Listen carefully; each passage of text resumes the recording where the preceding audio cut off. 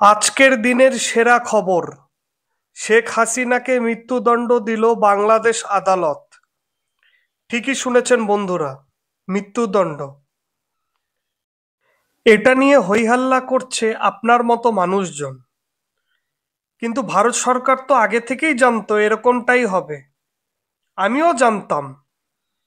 বাংলাদেশে আগুন লাগিয়েছে কে? আমেরিকা।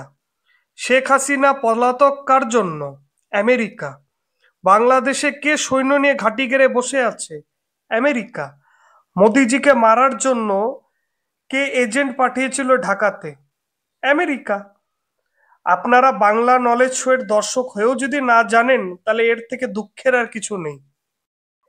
ইউনূসের পাশাপাশি আমেরিকা ভালো করেই জানে যে ভোটে ইউনূস বা তার সমর্থিত সরকার কোনোভাবেই জিততে পারবে না।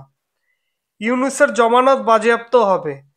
তাই তো এই খেলা খেললো ইউনূস এবং আমেরিকা, যাতে শেখ হাসিনা আর কোনো দিন বাংলাদেশে ঢুকতে না পারে। তবেই তো বাংলাদেশ হবে আমেরিকার পালতু কুত্তা, ঠিক পাকিস্তানের মতো। তবে আপনারা চিন্তা করবেন না, মোদিজি থাকতে শেখ হাসিনার কিচ্ছু করতে পারবে না কোনো দেশ। যাকে আমেরিকা মারতে পারেনি, তাকে মারবে কে?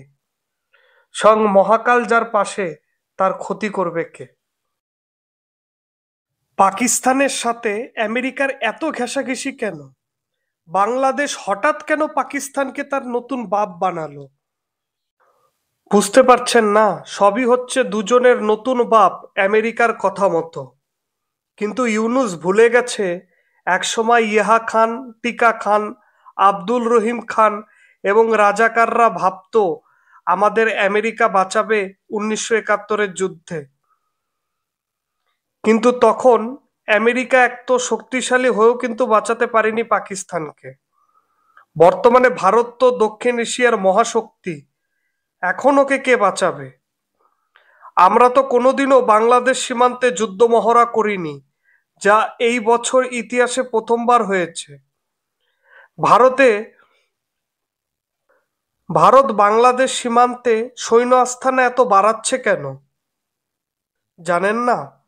ভারতীয় সেনা মাধ্যমিক পরীক্ষার প্রিপারেশন নিচ্ছে।